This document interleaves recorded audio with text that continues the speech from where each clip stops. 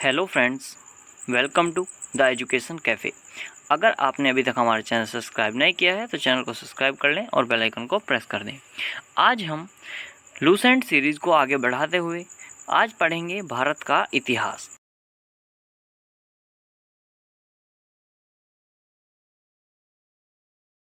Question को discuss करेंगे और जो कि हर एक एग्ज़ाम में पूछे जाने वाले मोस्ट इम्पोर्टेंट क्वेश्चन हैं। ठीक है, तो इसमें देखेंगे भारत का इतिहास। तो भारत का इतिहास जो है उत्तर में हिमालय से लेकर दक्षिण में समुद्र तक फैला हुआ उपमहाद्वीप किस नाम से जाना जाता है? भारतवर्ष के नाम से जाना जाता है। ठीक है, अब हम इसमें डिस्कस करेंगे प्राचीन भारत। प्राचीन भारतीय इतिहास के स्रोत। तो प्राचीन भारतीय इतिहास के स्रोत कौन कौन से हैं?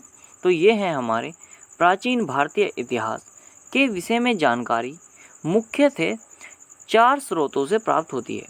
तो प्राचीन भारतीय इतिहास के विषय में 4 स्रोतों से जानकारी प्राप्त होती है। कौन कौन से हैं? धर्म ग्रंथ, ऐतिहासिक ग्रंथ, विदेशियों का विवरण और पुरातत्व संबंधी साक्ष्य। ठीक है, इसमें आगे धर्म ग्रंथ एवं ऐतिहासिक ग्रंथ से मिलने वाली महत्वपूर्ण जानकारी के बारे में डिस्कस करेंगे। तो ये है हमारा भारत का सबसे प्राचीन ग्रंथ, जिसको क्या बोलते हैं? वेद, जिसका संकलनकर्ता कौन थे? महर्षि कृष्णदेव पायन वेद व्यास को माना जाता है। वेद कितने होते हैं? वेद 4 होते हैं। कौन कौन से? ऋग्वेद, यजुर्वेद और सामवेद एवं अथर्ववेद। ठीक है, आगे हम इसमें डिस्कस करेंगे ऋग्वेद के बारे में। तो ऋग्वेद में हमें क्या क्या प्राप्त है? ऋचाओं के क्रमबद्ध ज्ञान के संग्रह को क्या कहा जाता है? ऋग्वेद। ठीक है, इसमें 10 मंडल, 1028 सूक्त एवं 10,462 ऋचाएँ हैं। ऋग्वेद में ऋचाओं को पढ़ने वाले ऋषि को क्या कहते हैं? होर्त। ठीक है, आगे विश्वामित्र द्वारा रचित ऋग्वेद के 3रे मंडल में सूर्य देवता सावित्री को समर्पित प्रसिद्ध गायत्री मंत्र का उल्लेख है। इसके 9वें मंडल में देवता सोम का भी उल्लेख मिलता है। ठीक है, आगे इसके 8वें मंडल की हस्तलिखित ऋचा को क्या कहा जाता है? खिल कहा जाता है।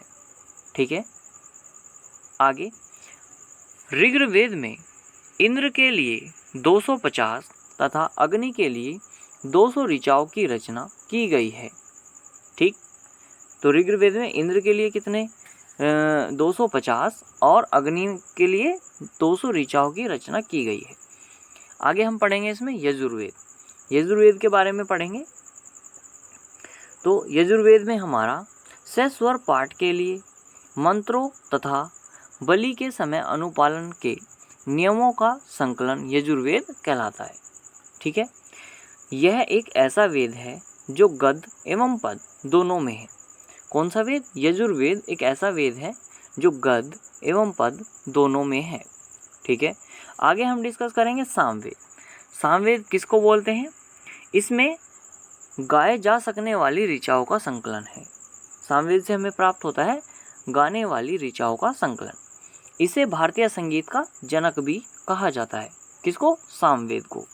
ठीक है, आगे हम डिस्कस करेंगे अथर्ववेद अथर्व ऋषि द्वारा रचित। इस वेद में रोग निवारण, तंत्र मंत्र, जादू टोना, सांप वशीकरण, औषधि आदि विविध विषयों के संबंध में मंत्र दिए हुए हैं। ठीक है, अब इसमें कुछ बातें महत्वपूर्ण जो हैं वो ध्यान रखेंगे। कौन सी है? सबसे प्राचीन वेद ऋग्वेद। ठीक है, सबसे प्राचीन वेद कौन सा है? ऋग्वेद। और सबसे बाद का वेद कौन सा है? अथर्ववेद। ठीक है, आगे नोट करके रखेंगे। पुराणों में मत्स्य पुराण सबसे प्राचीन एवं प्रमाणित है। तो पुराणों में मत्स्य जो पुराण है वो सबसे प्राचीन एवं प्रमाणित है। ठीक, आगे इसमें डिस्कस करेंगे कल्हन द्वारा रचित पुस्तक राजतरंगिणी है, जिसका संबंध कहाँ से है? कश्मीर के इतिहास से। तो कल्हन द्वारा रचित पुस्तक कौन सी है? राजतरंगिणी। जिसका संबंध किससे है? कश्मीर के इतिहास से। ठीक है, आगे क्वेश्चन है इसमें, अरबों की सिंध विजय का वृत्तांत चचनामा में सुरक्षित है। तो अरबों की जो सिंध विजय थी उसका वृत्तांत किस में सुरक्षित है? चचनामा में। आगे, अष्टाध्यायी संस्कृत भाषा व्याकरण की प्रथम पुस्तक के लेखक कौन है? पाणिनि। तो अष्टाध्यायी किसने लिखी है? तो ये लिखी है पाणिनि ने। अगला क्वेश्चन डिस्कस करेंगे इसमें, गार्गी संहिता एक ज्योतिष ग्रंथ है जिसे किसने लिखा था? कृत्यायन ने। गार्गी संहिता को किसने लिखा है? कृत्यायन ने। आगे, पतंजलि पुष्यमित्र शुंग के पुरोहित थे। ठीक है, इसको सही कर लेंगे, पुरोहित थे। पतंजलि किसके पुरोहित थे? पुष्यमित्र शुंग के। इनके महाभाष्य के रंगों के इतिहास का पता चलता है। ठीक है, आगे डिस्कस करेंगे इसमें विदेशी यात्रियों से मिलने वाली प्रमुख जानकारी। इसमें पढ़ेंगे सबसे पहले ए, यूनानी रोमन लेखक। तो जो मोस्ट इम्पोर्टेंट है, जैसे टेसियस। तो टेसियस के बारे में क्या जानकारी मिलती है? यह ईरान का एक राजवैद्य था। ठीक है, और भारत के संबंध में इसका विवरण आश्चर्यजनक कहानियों से परिपूर्ण होने के कारण अविश्वसनीय है। ठीक, आगे, हेरोडोटस, इसको क्या कहता है? इसको इतिहास का पिता कहा जाता है। इसने अपनी पुस्तक हिस्टोरिका में 5वीं शताब्दी ईस्वा पूर्व भारत पारस के संबंध का वर्णन किया है। किसने? हेरोडोटस ने। आगे तीसरा पॉइंट है मेगस्थनीज। तो यह सेल्यूकुस निकेटर का राजदूत था, जो किसके दरबार में आया था? चंद्रगुप्त मौर्य के दरबार में आया था, और इसने अपनी पुस्तक इंडिका में मौर्य साम्राज्य और संस्कृति के विषय में लिखा है। आगे डिस्कस करेंगे हम इसमें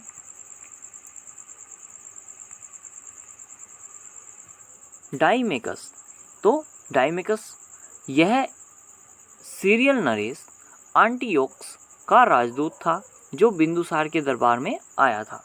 डाइमेकस किसके दरबार में आया था? बिंदुसार के दरबार में। अगला क्वेश्चन है हमारा इसमें पॉइंट 5, टालमी।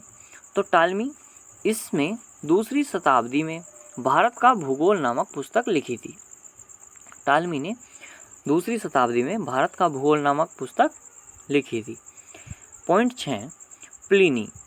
तो इसने प्रथम शताब्दी में नेचुरल हिस्ट्री नामक पुस्तक लिखी थी। प्लिनी ने नेचुरल हिस्ट्री नामक पुस्तक के रचयिता हैं। आगे हम पढ़ेंगे बी पॉइंट, चीनी लेखक। तो चीनी लेखक कौन थे? फाहियान। फाहियान से क्या पता चलता है हमें? यह एक चीनी यात्री गुप्त नरेश चंद्रगुप्त द्वितीय के दरबार में आया था। तो फाहियान किसके दरबार में आए थे? चंद्रगुप्त द्वितीय के दरबार में। आगे पॉइंट 2, ह्वेनसांग। ह्वेनसांग यह हर्षवर्धन के शासनकाल में भारत आया था। यह बिहार में नालंदा जिला स्थित नालंदा विश्वविद्यालय में अध्ययन करने के लिए आए थे तथा भारत से बौद्ध ग्रंथों को एकत्रित कर ले जाने के लिए आया था। ठीक है, इसमें नोट करके ध्यान रखेंगे, ह्वेनसांग के अध्ययन के समय नालंदा विश्वविद्यालय के कुलपति कौन थे? आचार्य शीलभद्र। ठीक है, आगे पॉइंट सी, अरबी लेखक। नंबर 1, अल-बिरूनी। यह महमूद गजनवी के साथ भारत आया था। अरबी में लिखी गई उसकी कृति किताब उल हिंद या तहकीक ए हिंद भारत की खोज आज भी इतिहासकारों के लिए एक महत्वपूर्ण स्रोत है। यह विस्तृत ग्रंथ है। आगे नंबर 2, इब्न बतूता।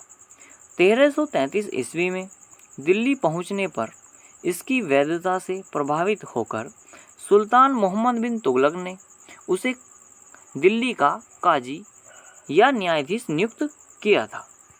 ठीक है, आगे पॉइंट डी पढ़ेंगे, अन्य लेखक।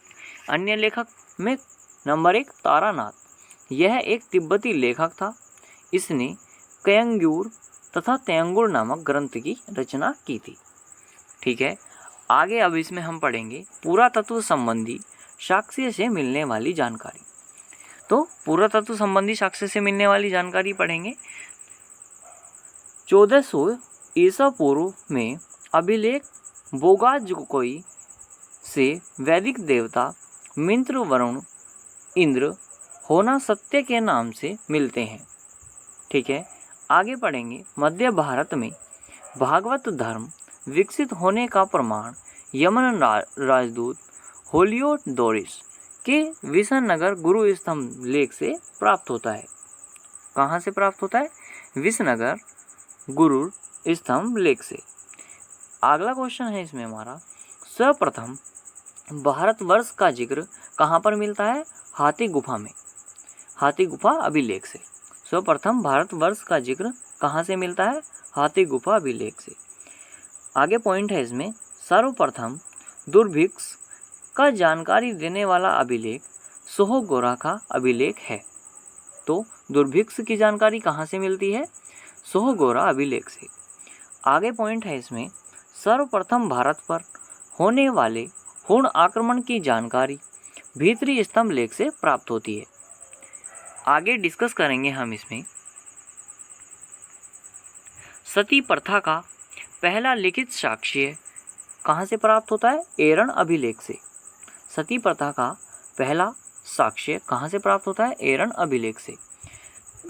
अगला क्वेश्चन है इसमें, अगला पॉइंट है, रेशम बुनकर की श्रेणियों को जानकारी कहाँ से प्राप्त होती है?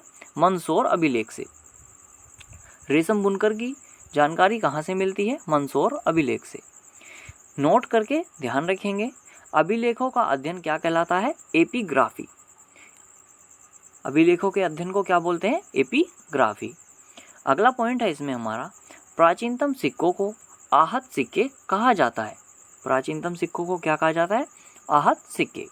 सर्वप्रथम सिक्कों पर लेख लिखने का कार्य किन शासकों ने किया? यमन शासकों ने। सर्वप्रथम सिक्कों पर लेख लिखने का कार्य किसने किया था? यमन शासकों ने। अगला क्वेश्चन है इसमें, समुद्रगुप्त की वीणा बजाती हुई मुद्रा वाले सिक्कों से उसके संगीत प्रेमी होने का प्रमाण मिलता है। ठीक है, समुद्रगुप्त की वीणा बजाती हुई मुद्रा के सिक्कों को देखते हुए उसका संगीत प्रेमी होने का प्रमाण मिलता है।